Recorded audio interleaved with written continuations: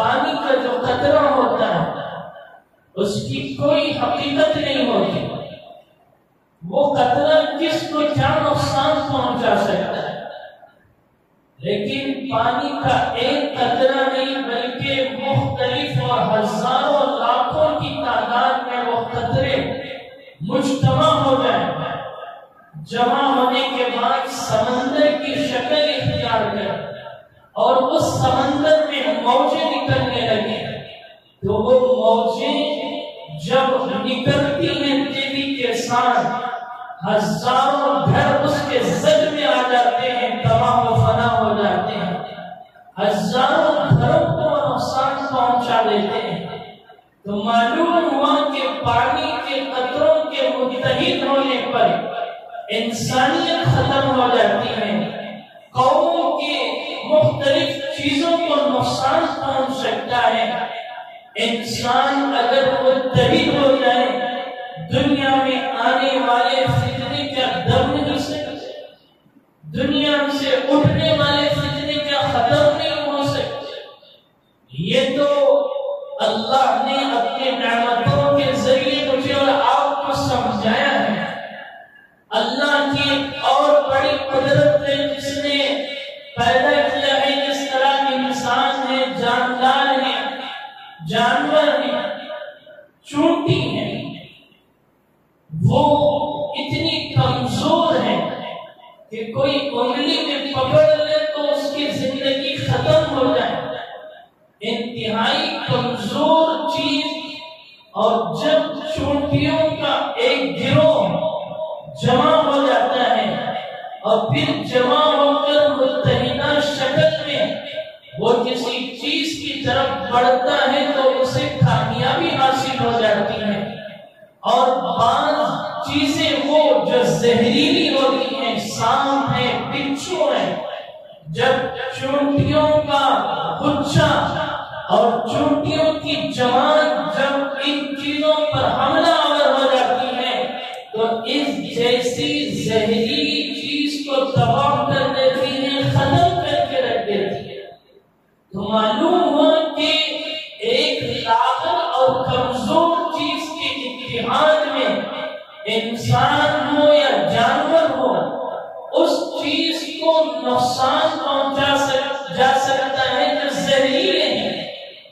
تو جب ان کے اتحاد سے غلط چیزیں ختم ہو سکتی ہیں تو امت مسلمہ متحد ہو جاتی ہے اور پھر آپس میں ملی مسائل کے لیے ایک ہو کر بیٹھ جائے تو کیا ہمارے مسائل حل نہیں ہو سکتے؟ حکومت کو ہم ہلا نہیں سکتے؟ آپ دیکھیے مسلمانوں کے علاوہ جو اور بھی غیر مذہبی لوگ ہیں اور وہ تعداد میں کم ہیں لیکن ان کا اتحاد اس قدر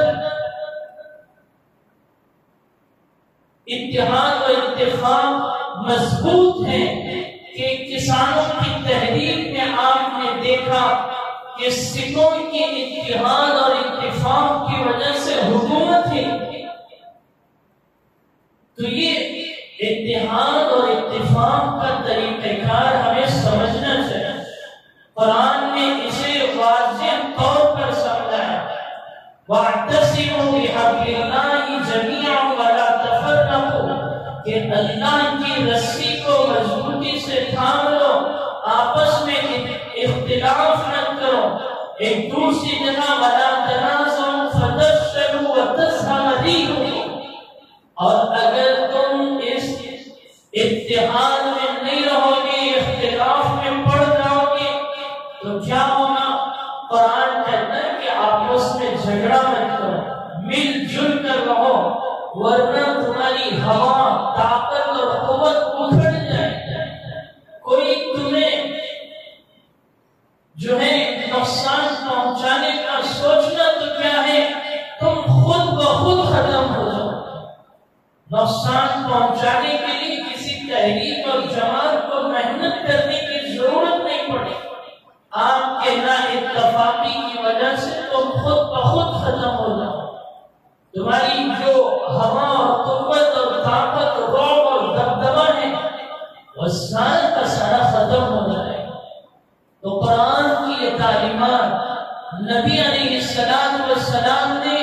ارشاد فرمایا، مثال دی کہ آپس کا اتحاد اور اتفاق کی مثال مومن وہ ہیں جو ایک جسم کے مانند ہو۔ انسان کا جسم ہے، اس میں مختلف اعضاء ہیں، ہاتھ ہیں، پیر ہیں، آنکھ ہیں، کان ہیں، یہ مختلف ہیں، ہر ایک کا کام الگ الگ نوعیت کا ہے۔ سر میں درد ہو جائے تو آنکھ آنسو بہاتی ہے، اس درد کا احساس لوگوں کے سامنے ظاہر کرتی ہے۔ ہاتھ دوائی استعمال کر کے اس درد کو کم کرنے کے لیے کام آتا ہے۔ پیر ڈاکٹر کی طرف چلتے ہیں تاکہ اس درد کا خاتمہ کیا جائے۔ تو صرف ایک سر کے درد سے سارے جسم کے اعضاء متحرک ہو گئے اور اس درد کو محسوس کرنے لگے۔ اللہ کے نبی نے فرمایا مومنین کی مثال ٹھیک اسی طرح ہے کہ کسی ایک کلمہ گو کو تکلیف پہنچ جائے تو ساری امت ہل جائے، تڑپ جائے اور اس کا احساس ان کے اندر پیدا ہو جائے۔ قربان جائیے جناب محمد رسول اللہ صلی اللہ علیہ وسلم کی ذات اقدس پر کہ مجھے اور آپ کو کتنی بہترین مثالیں دے کر سمجھا رہے ہیں۔ اللہ کے نبی نے فرمایا مومنین اور انسانوں کی مثال ایک عمارت کے مانند ہے۔ عمارت 4 دیواروں کے کھڑا کرنے کا نام ہے۔ جب ایک طرف کی دیوار نہ کھڑی ہو، 3 دیواریں کھڑی ہو تو اس کو مکمل عمارت قرار نہیں دیا جاتا، اسے کہا جاتا ہے کہ ابھی عمارت پائے تکمیل کو نہیں پہنچی ہے۔ اللہ کے نبی نے فرمایا مومن اور مسلمانوں کی مثال ایسے ہے جیسے ایک عمارت کے لیے جتنی ضروریات ہیں وہ ضروریات پوری ہونے کے بعد عمارت کی بنیاد اور اس کا دار و مدار ہوتا ہے، اسی طرح مسلمانوں کا بھی دار و مدار ہے کہ تم سب ایک ہو۔ سیدنا آدم علیہ السلام کی اولاد ہو، تمہارا کلمہ ایک ہے، تمہارے نبی ایک ہے، اور جس نے تمہیں پیدا کیا وہ ایک ہے، اور پھر تمہارے لیے جو کتاب دی گئی وہ کتاب بھی ایک ہے، اور تمہارے لیے خانے کعبہ کا جو مقدس اور مکرم جگہ جس کو قرار دیا گیا وہ بھی ایک ہے۔ پھر تم کیوں آپس میں اختلاف کرتے ہو، لڑتے جھگڑتے ہو اور آپسی اختلاف میں لگ کر امت کو تباہی کی طرف لے جا رہے ہیں؟ آپ اپنے گھر میں اس کا محاسبہ کیجیے۔ بھائی بھائی میں جب اتحاد نہ ہو تو گھر تباہ ہو جاتے ہیں، گھروں میں لڑائی جھگڑے شروع ہو جاتے ہیں۔ میاں بیوی میں اتحاد نہ ہو تو پھر وہ زندگی تباہی کی طرف چلے جاتی ہے۔ خاندانوں میں اختلاف ہو تو ایک دوسرے کو مارنے اور جھگڑنے اور ختم کرنے میں لگ جاتے ہیں۔ تو معلوم ہوا کہ گھروں کے اختلاف کی وجہ سے گھروں میں فساد پیدا ہوتا ہے۔ تو اسی طرح امت میں اختلاف کی وجہ سے امت بھی فساد کی طرف جاتی ہے۔ اس فساد کو روکنے کی ذمہ داری میری اور آپ کی ہے کہ ہم امت کو متحد کرنے کی کوشش کریں، امت کو جوڑنے کی کوشش کریں۔ اتحاد کی تعریف کیا ہے؟ علماء نے لکھا کہ تمام لوگوں کا کسی ایک رائے پر ایک ہو جانا، اسے اتحاد کہا جاتا ہے۔ مثال کے طور پر طلاق کا مسئلہ آ جائے، مساجد پر اذان کی بند کرنے کی بات آ جائے، اور پھر اس کے علاوہ ہماری ماں اور بہنوں پر برقع نہ پہننے کی بات آ جائے،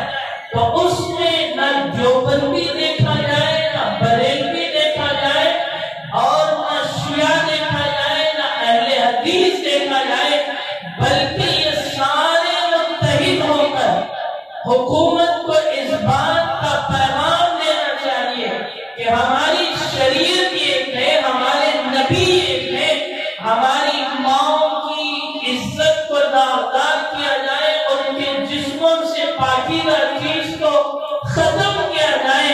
ہم مسلک کے اعتبار سے دیوبندی اور بریلی ہو سکتے ہیں، لیکن برقع سارے لوگوں کے نزدیک اس کی اہمیت اور اس کی افادیت انتہائی اہم ہے۔ یہ پیغام جب دیا جائے گا جب ہمارے درمیان اتحاد اور اتفاق ہو۔ قوموں کا عروج و زوال، قومیں بنتی ہیں کیسے؟ اسی لیے علماء نے کہا اتحاد زندگی ہے، اختلاف موت ہے۔ اتحاد پیدا کرو گے قوموں کو نئی زندگی ملے گی، اختلاف کرتے کرتے لڑتے جھگڑتے رہو گے تو اختلاف تمہارے لیے موت ہے، تم ترقی کی طرف چل نہیں سکتے۔ بعض لوگوں نے کہا کہ اتحاد ترقی کی پہلی سیڑھی ہے۔ امت مسلمہ دنیا میں ترقی کرنا چاہتی ہے، آگے بڑھنا چاہتی ہے، تو اسے اتحاد کو قائم کرنا پڑے گا۔ جب وہ اتحاد کو قائم کرے گی تو اپنے ترقی کے پہلے زینے پر اس نے قدم رکھ لیا۔ اختلاف جو ہوتا ہے وہ تباہی اور تنزلی کی پہلی سیڑھی ہے۔ اختلاف کی وجہ سے امت میں تباہیاں مچتی ہیں۔ آپ دیکھیں آج تو کچھ نہ کچھ ماحول کم ہے، ورنہ مسجدوں میں صرف اور صرف مسلکوں کی باتیں، ایک دوسرے کو کافر قرار دینا، فلاں فلاں چیز کی بنیاد پر ان سے سلام تک نہ کرنا اور پھر ان کے چہرے پر نگاہ اٹھا کر دیکھنا۔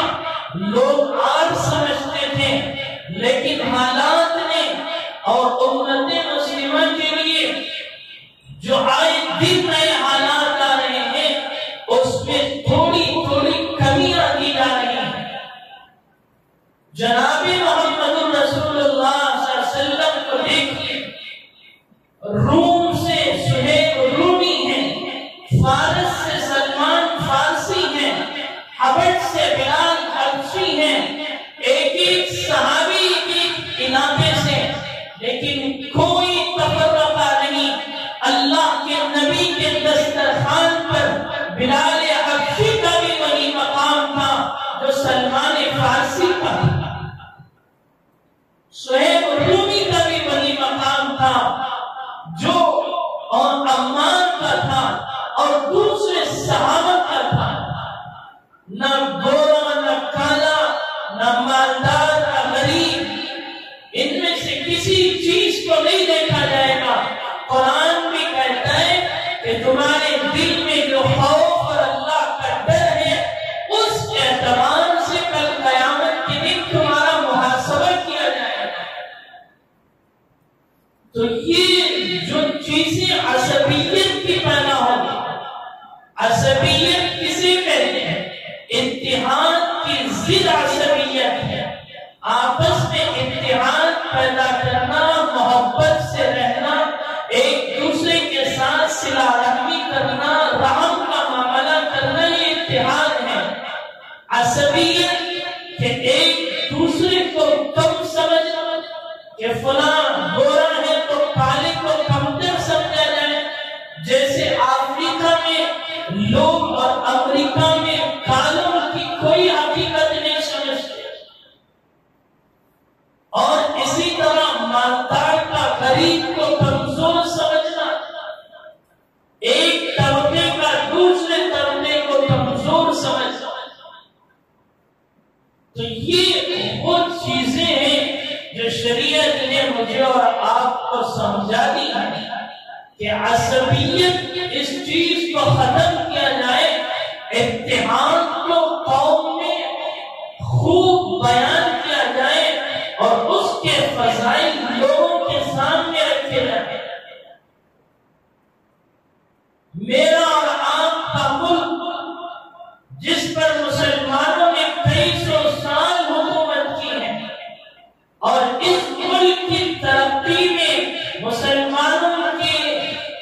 مسلم حکمرانوں کے جو کارنامے ہیں اس کے لیے بڑی تاریخ اور ایک بڑے وقت کی ضرورت ہے، لیکن اس ہندوستان کے اس دور کے خاتمے کے بعد انگریز جب مسلط ہو گیا تو انگریز کے خاتمے کے لیے اتحاد کی ضرورت پڑی، اور وہ اتحاد ہوا مسلمانوں میں اور غیر مسلموں میں۔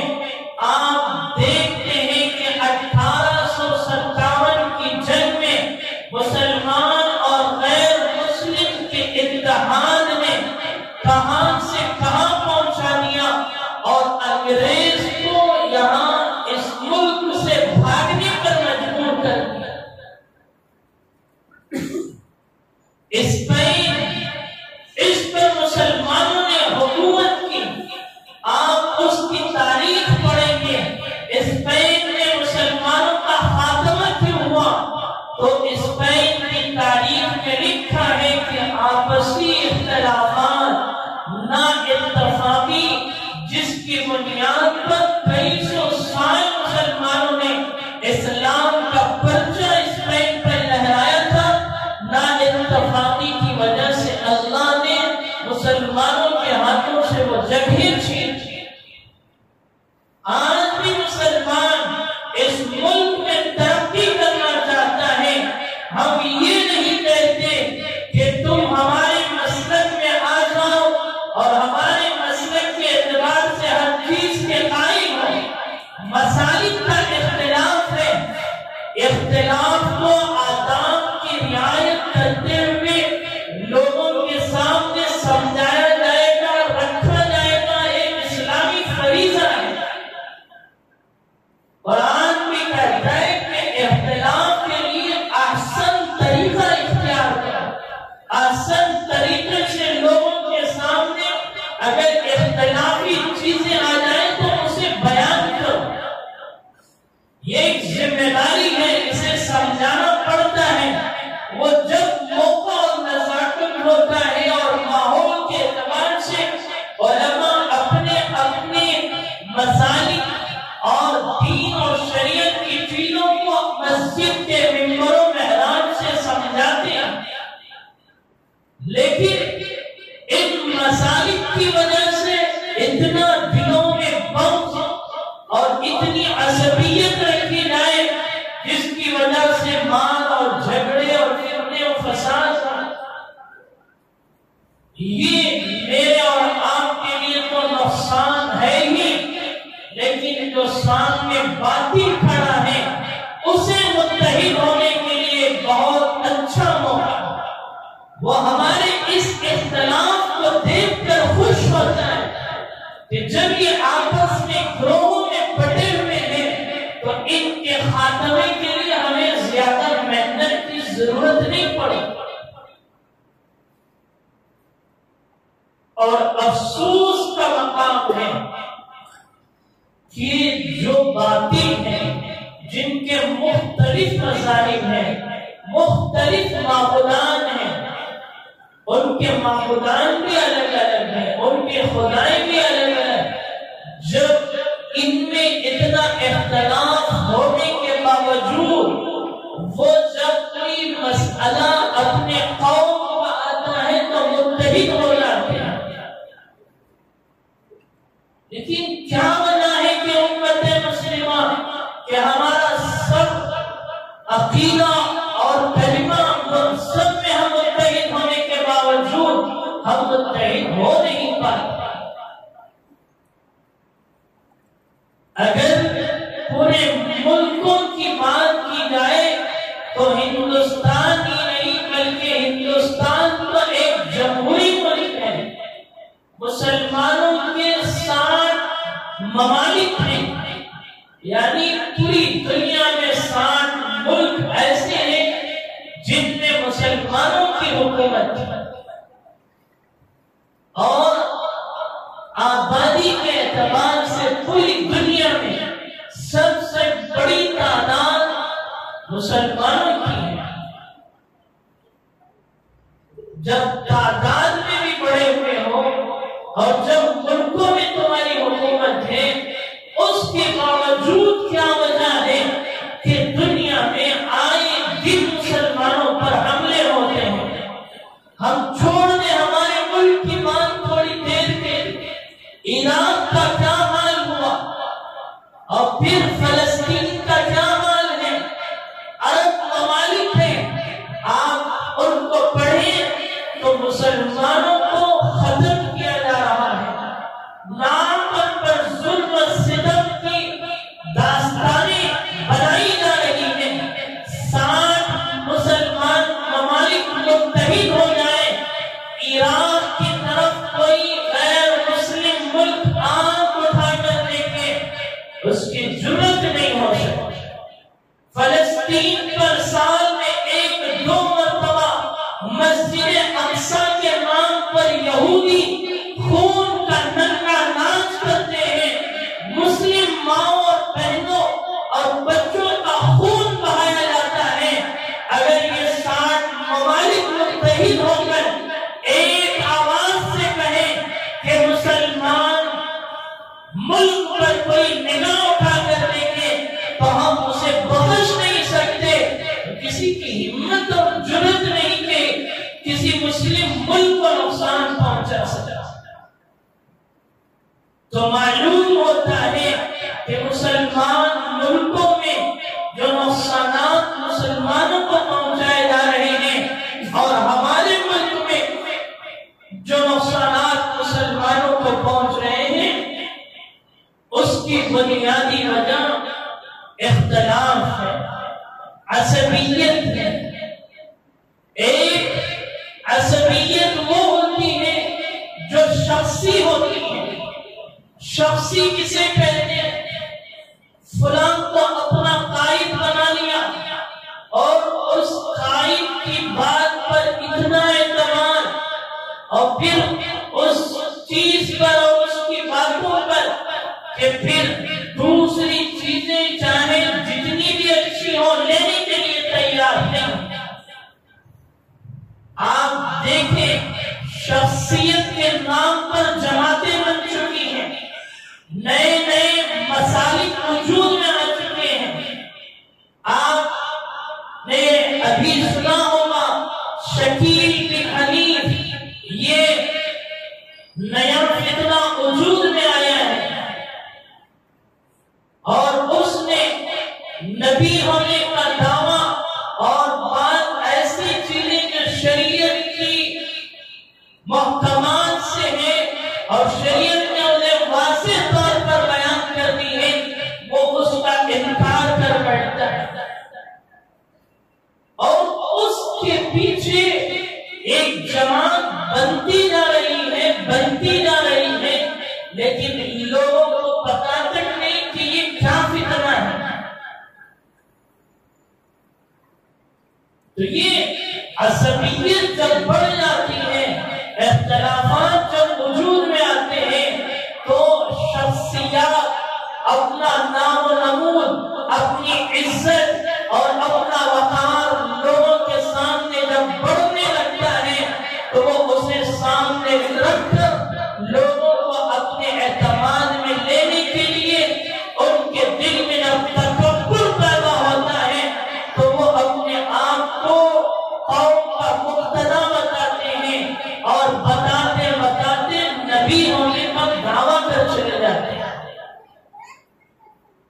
یہ شخصی عصبیت ہے کہ کسی ایک کے پیچھے لگ کر اسی کی تعریف میں مست ہو جانا، نہ قرآن کیا کہتا ہے نہ جناب محمد رسول اللہ کیا کہتے ہیں اس کی طرف کوئی توجہ نہیں۔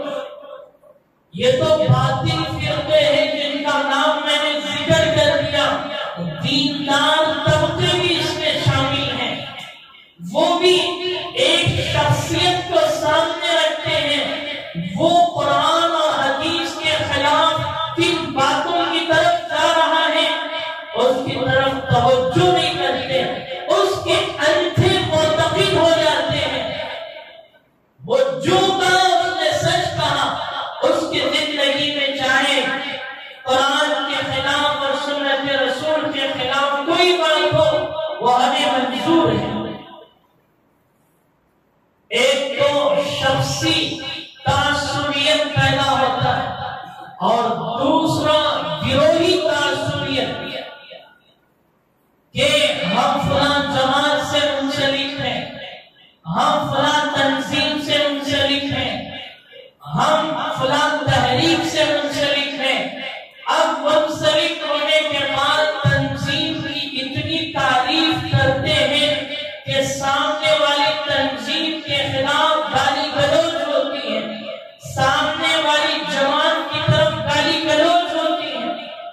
اس کے کاموں کو غلط سمجھا جاتا ہے، اس کے کاموں کو سراہا نہیں جاتا۔ آج امت میں یہ ماحول پیدا ہو چکا، آپ دیکھیں کہ مختلف تحریکوں سے لوگ جڑے ہیں، وہ کہتے ہیں کہ ہماری تحریک صحیح ہے، فلاں تحریک صحیح نہیں ہے۔ اور تیسرا، عصبیت کی جو بنیاد ہے وہ مسالک کے بنیاد پر پیدا ہوتا ہے۔ دیوبندی ہے، بریلوی ہے، شیعہ ہے، غیر مقلد، سب کہتے ہیں کہ ہم قرآن پر عمل کر رہے ہیں، ہم حدیث پر، سامنے والا غلط ہے۔ اور پھر یہاں تک کہ بعض ایسے بھی چیزیں جو غیر مسلموں کے سامنے نہیں آنا چاہیے، اور ہماری اختلافات کی باتیں ان کے سامنے کھل کر نہیں آنا چاہیے، میڈیا کے ذریعے بیٹھ کر فلاں فلاں مسلک کے لوگوں کو کافر قرار دیا جاتا ہے۔ تو یہ حکومتوں کو بھی اچھا موقع ہے مسلمانوں کو لڑانے اور جھگڑا کرانے کے لیے۔ جو تنظیم اور جو تحریک، جو جماعت مدارس، مساجد، خانقاہیں، دعوت و تبلیغ، اور پھر اس کے بعد نوجوانوں کو جیل سے چھڑانا، اور اس کے علاوہ قوم کی خدمت کے لیے جو بچیاں بے شادی شدہ ہیں ان کے لیے شادیوں کا انتظام کرنا، جو بیوہ عورتیں ہیں ان کے گھروں کا نظام بنانا، ان کے شادیوں کا نظام بنانا، جو جیل میں قید ہیں ان قیدیوں کو باہر نکالنا اور اس کے لیے اپنا مال جان خرچ کرنا، اس طرح کے مختلف کام مختلف تنظیمیں کر رہی ہیں۔ سب کام کار نبوت کے ہیں، نبی والے کام ہیں، لیکن اللہ نے جس کے اندر جو طاقت اور جو صلاحیت ہے، اللہ نے اس کام کو اس کے تحت دے دیا۔ فلاں خانقاہ کی صلاحیت رکھتا ہے، اللہ سے تعلق لوگوں کا اچھا پیدا کرتا ہے، اللہ نے کہا کہ یہ خانقاہ بیٹھ کر سنبھالے، ذکر اللہ کرے، اللہ کی یادوں میں لوگوں کو مست کرے، اور پھر اس کے ذریعے آنے والے فتنوں کو ختم کرے۔ پھر اللہ اس کے لیے ایک جماعت تشکیل دی کہ فلاں فلاں لوگ اللہ کے ذکر کے ذریعے اپنی زندگی بنا سکتے ہیں، فلاں اللہ کا نیک بندہ ہے، اس سے منسلک ہو جاؤ اور اس کی صحبت میں بیٹھ کر ذکر اللہ کرو، اور پھر وہ جو بتائے اس کے مطابق زندگی گزارو۔ بعض لوگوں کی صلاحیت یہ ہے کہ دعوت و تبلیغ ایک محنت ہے، لوگوں کے پاس جانا اور انہیں دین کی باتیں سمجھانا، اپنے گھروں کو چھوڑ کر اپنی بیوی اور بچوں کی محبت کو قربان کر کے لوگوں کے پاس قال اللہ و قال رسول کا پیغام سمجھانا۔ تو اللہ نے ان کی صلاحیت کے مطابق ایک جماعت تشکیل دے دی کہ یہ لوگ ہیں جو یہ کام کرنے کی صلاحیت رکھتے ہیں، ان کی ایک جماعت بنا دی اور ان سے کہا کہ تمہیں یہ کام کرنا چاہیے، اور وہ ساری دنیا میں چہل پہل کرتے ہوئے اپنے اس کام کو انجام دے رہے ہیں۔ جمعیت علماء ہند ہے، اور پھر ملی کونسل ہے، اور اس کے علاوہ صدائے اتحاد کرناٹک ہے، اور دوسری مختلف تنظیمیں ہیں۔ وہ اپنے اعتبار سے جب زلزلہ آ جائے اور بارش کا موسم زیادہ ہو جائے، گھر ٹوٹ جائے، تو وہ فوراً پہنچتے ہیں، ان کی نگرانی اور ان کے لیے سامان ضروریات کا انتظام کرتے ہیں۔ جو بچے پڑھے لکھے نہیں ہیں، گورنمنٹ سے کیا کیا چیزیں ہمارے لیے ہموار ہو سکتی ہیں وہ لے کر بچوں کو تعلیم میں آگے بڑھانے کی کوشش کر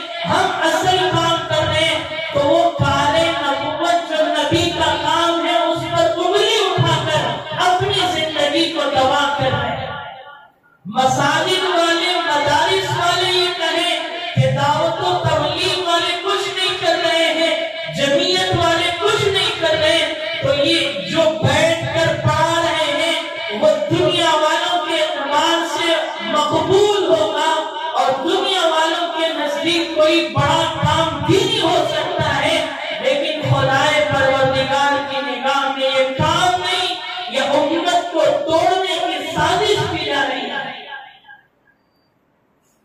اب ان چیزوں کو سامنے رکھتے ہوئے میں نے جو پہلے حدیث بیان کی جناب محمد رسول اللہ صلی اللہ علیہ وسلم کی کہ مومن کی مثال ایسی ہے جیسے ایک جسم ہے، جب جسم میں کسی جگہ درد ہوتا ہے، سر میں درد ہوتا ہے تو سارا جسم اسے محسوس کرتا ہے، ہاتھ بھی محسوس کرتے ہیں، دوائی استعمال کر کے اس درد کو کم کرتے ہیں، اور اسی طرح آنکھ روتی ہے اس درد کے احساس میں، پیر ڈاکٹر کی طرف چلتے ہیں، زبان اس درد کا احساس لوگوں کے سامنے بیان کرتی ہے، تو ایک درد کی وجہ سے سارا جسم حرکت میں آ گیا۔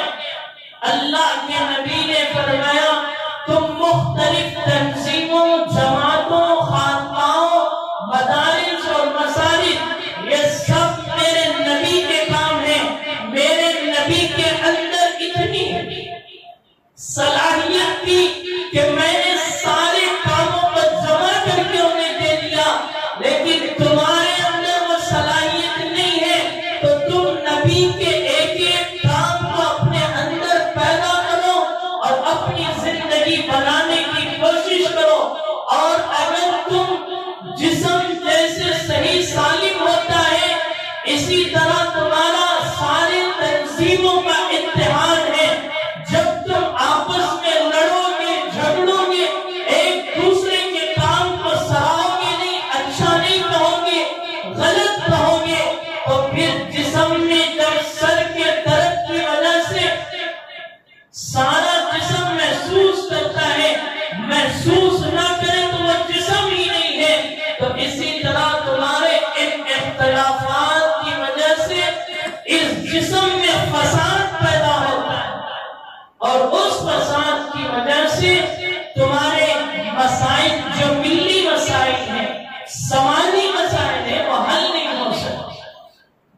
آج کتنی تنظیمیں ہیں، بے پناہ تنظیم، آئے دن تنظیمیں، ٹرسٹ بنائے جا رہے ہیں، لیکن کیا وجہ کہ اپنے اعتبار سے کام کر رہے ہیں، ان کا کام لائق تحسین ہے، لیکن ملی مسائل کے حل نہ ہونے کی وجہ سے اختلافات، ایک دوسرے کو اپنے پاس بٹھانا اور ان کی باتیں قبول کرنا اور ان سے رائے لے کر آگے بڑھنا، یہ چیزیں ختم ہو چکی ہیں۔ اس لیے ان امت میں اتحاد پیدا کرنا ہے تو سب سے پہلی چیز ایک دوسرے کے خلاف بولنا چھوڑ دیں، عصبیت، ایک دوسرے کے خلاف اپنے دل میں کدورت اور برائی رکھنا چھوڑ دیں، اپنے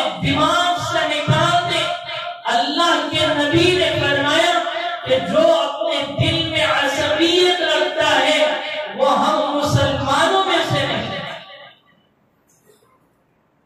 بھائی بھائی کے درمیان عصبیت، ایک بھائی آگے بڑھ رہا ہے تو دوسرے بھائی کو پیر پکڑ کر کھینچنے کی کوشش کی جا رہی ہے، تو یہ عصبیت کی وجہ سے لوگ تباہی کی طرف جا رہے ہیں۔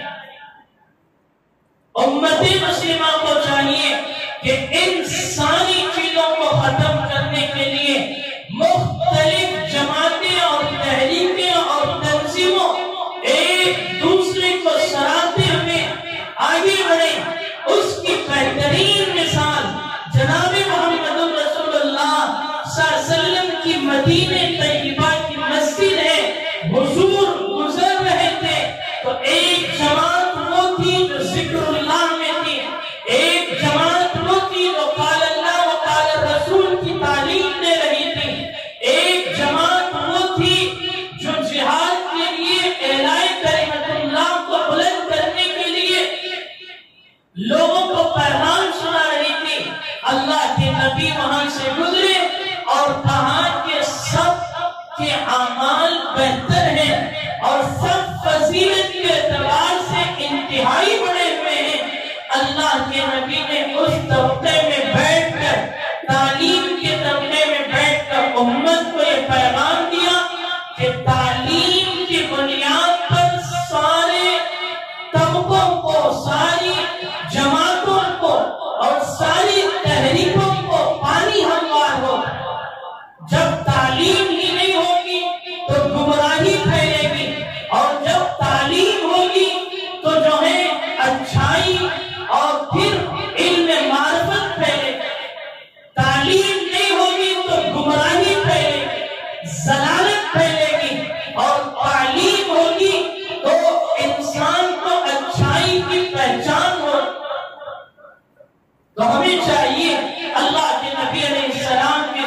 زندگی کو اپنے اندر اپنانے کی کوشش کریں، اتحاد اور اتفاق کو امت میں پیدا کریں۔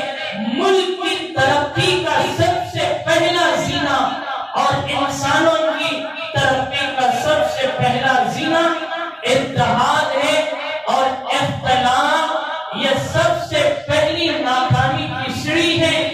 اتحاد زندگی ہے، اختلاف موت ہے۔ اللہ تعالیٰ ساری امت میں اتحاد و اتفاق پیدا فرمائے، اور تنظیموں اور جماعتوں کے درمیان بھی اللہ تعالیٰ آپس میں ایک دوسرے کے کاموں کو سراہتے ہوئے آگے بڑھنے کی توفیق نصیب فرمائے۔ اللہ نے آپ کو جس اعتبار سے جو صلاحیت دی ہے، آپ ان چیزوں سے جڑ جائیں۔ مدارس سے محبت ہے تو مدارس سے جڑ جائیں، مساجد سے محبت ہے تو مساجد کے کام میں جڑ جائیں، خانقاہوں سے محبت ہے تو خانقاہوں سے جڑیں، دعوت و تبلیغ کے کام سے محبت ہے تو اس سے جڑ جائیں، اور پھر جمعیت اور تنظیموں سے آپ کی محبت ہے، اللہ نے صلاحیتیں دی ہیں، تو اس سے جڑ کر اپنے آپ کو اپنی آخرت کا بہترین سونا سمجھتے ہوئے اپنی زندگی لگائیں۔